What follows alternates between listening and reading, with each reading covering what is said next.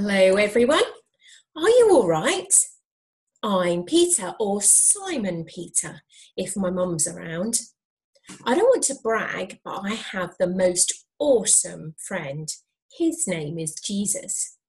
Ever since my brother Andrew pointed me in his direction about 3 years ago, I've gone here, there and everywhere with him. I've listened to him, I've chatted to him, I've watched him, and if I'm honest, I've even argued with him. You see, I like to think that I know best. The problem is that I don't. And the last few weeks have shown that time and time again. Well, anyway, a week or so ago, we had this massive meal together. Me, Jesus, my brother Andrew, and the rest of them in the gang. We were celebrating the Passover festival, thanking God for how he has rescued us in the past. When all of a sudden, Jesus told us he was about to die. He said that after he had gone, we would eat bread and drink wine together and remember that he chose to die in our place to take God's punishment for us. Well, to be honest, we didn't believe him. He had said things like this in the past before, about dying and coming back to life on the third day. We weren't convinced, and I had told him as much before. We started to argue with him, and I told him how I was willing to protect him. I would do anything for him, but he wasn't having any of it. In fact, he told me that I would do the opposite. He said that I would let him down 3 times before the cock crowed. Surely not. Anyway, there was no time to talk about it further because Jesus told us it was time for us to go to the Garden of Gethsemane. Well, I don't know about you, but after a big feast, I'm always wiped out and need a bit of a power nap. The problem was when we got to the garden, Jesus told us that we should stay awake. We should stay awake and watch out. We'd got to watch out for soldiers while he went off to pray. I wanted so much to stay awake for my friend. I wanted to show that I was a good friend. Oh, I wanted to prove that I could protect him. But I couldn't. I was just so sleepy. Oh, and I fell asleep. Jesus woke us with a shake and the others. Please watch and wait and pray, he said. He looked so sad. He looked like he'd been crying. Well, I tried to stay awake again. I really did try, but do you know what? I couldn't. I fell asleep again. Oh, what sort of friend am I? Rubbish. Anyway, let's read on in the Bible to find out what happened next. If you want to pause and grab a Bible and turn to Luke chapter 22, verses 47 to 54, and you can read along with me. We are going to, the words will come up on the screen as well, and I'm going to read. While Jesus was speaking, a crowd came up. One of the 12 apostles was leading them.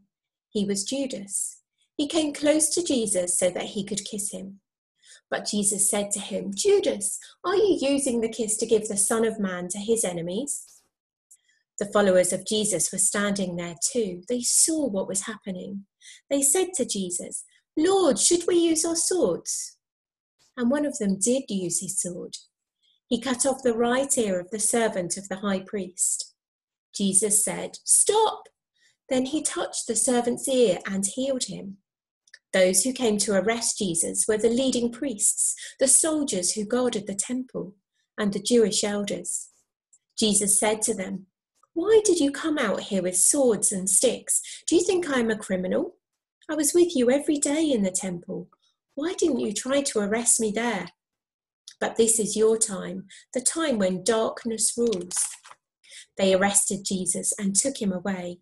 They brought him into the house of the high priest. Peter followed them, but he did not go near Jesus.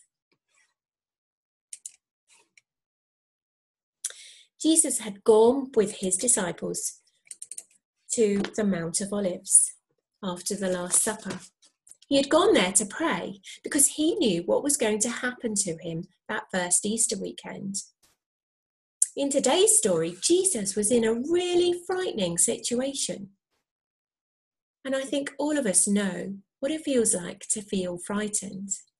We're all frightened of different things, aren't we?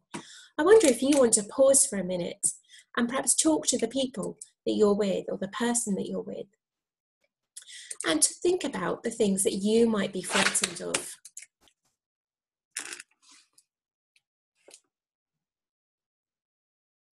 I wonder if you're frightened of the dark, or of shadows, or perhaps of being lost, getting lost by your parents. It makes us feel really scared, doesn't it? Really frightened. And Jesus was in this situation right here in this story. He was in the dark, and then suddenly he was surrounded by strangers. This large crowd of officials, powerful people and soldiers arrived. But worse, they were led by one of Jesus' disciples, called Judas. They had come to arrest Jesus. And they'd been led there by his friend, armed with swords. Do you remember Jesus had told his disciples that one of them would betray him? And now Judas was doing just that. And did you hear how Judas showed the soldiers who Jesus was? With a kiss. Well, the crowd around Jesus grew angry. They had swords. They were mighty, mighty soldiers. And the disciples wanted to fight. They asked Jesus, "Lord, shall we use our swords to fight them?" In that moment, I wonder what you would do. Would you run? Would you fight? Would you hide away somewhere? Would you say it wasn't you? Would you beg them to let you go? Or would you give the mightiest scream? Well, we might do any of those things. But what was Jesus going to do? Jesus, who was like the best superhero ever. He had power in his fingertips. He could have done anything. He had the power to throw the soldiers down the hill. He could have flown away or disappeared. He could have done any of those things. It would have been easy for him to get away. But instead, he took the time to heal one of his enemies who had been hurt. Did you hear? Put his hand on the side of his head where his ear had been cut off. He told his disciples to put away their swords. And he explained to the crowd of enemies, why they had come at night. They were afraid of Jesus' supporters, and worse than that, they were working for the devil. They had chosen not to arrest Jesus in the daytime when he was at the temple with his followers around him, but instead in the darkness of night when his supporters, the people who followed him, were at home tucked up in their beds. Jesus knew all of this, and yet he let them arrest him and take him away. Jesus knew that this was all part of God's plan to save his people. Jesus knew that he had a really important, special job to do. He wasn't surprised. He wasn't afraid. He wasn't worried. He was kind when he healed the man. He told the truth. He didn't even fight back. Do you know, Jesus is always in charge of everything, even on the night that he was arrested. He wasn't weak. He wasn't caught out. He was still totally in charge. So what does this mean for us? Well, at some point, all of us will feel afraid, even grown-ups. Things happen that we can't control. Things happen that we don't like. We might see really horrible things happening. And when that happens, we need to remember Jesus in this story. Jesus is not afraid. He is not worried. He is not surprised. But he is in control. He is kind and he will win. And if you're a Christian, if you love and follow Jesus, he is with you. Right there. He is in charge and you can trust him. That's really good news, isn't it? Well, we have a memory verse that we've been looking at over these last few weeks. Words that we have been learning from Luke's Gospel. And we're going to have a look at that right now. And these words have some pictures with them.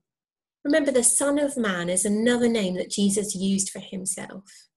And the verse says, the Son of Man must be delivered over to the hands of sinners, be crucified, and on the third day be raised again.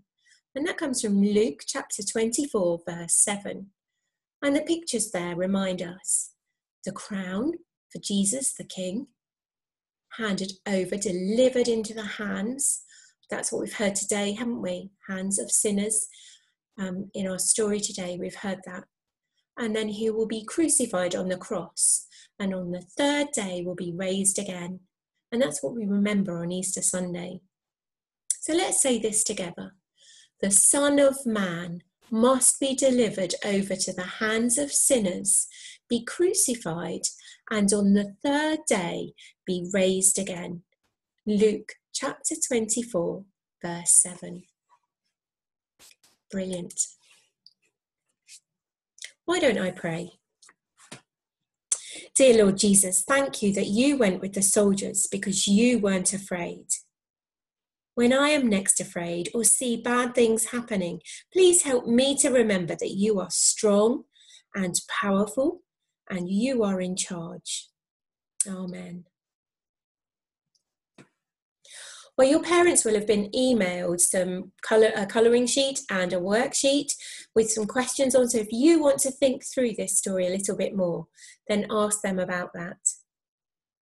And if you're feeling in a crafty mood this week, you might want to make some handcuffs, remembering that Jesus was arrested. Now you can make them from toilet rolls or kitchen rolls, the cardboard tubes, or these are some card from some wrapping paper that I cut out. So you just need to cut some strips and then get a piece of string and attach these. I stapled mine, but you could sellotape or put a hole in the card and thread it through. And then I've written on this one, they arrested Jesus and took him away. And that's Luke chapter 22, verse 54. They arrested Jesus and took him away. And on the other side, I put, Jesus was still in charge. So you might want to make your own handcuffs, and just to help you remember that story today, when Jesus was arrested. Or you might want to make some paper chains, cut some strips of paper, and you could write those words on the paper chains and then fix them together and decorate your house. That might give you something to do later today or during the week. And you can join me again next week on Good Friday. I'll be here and we'll be thinking about the King on the cross. But until then, have a good week. See you then.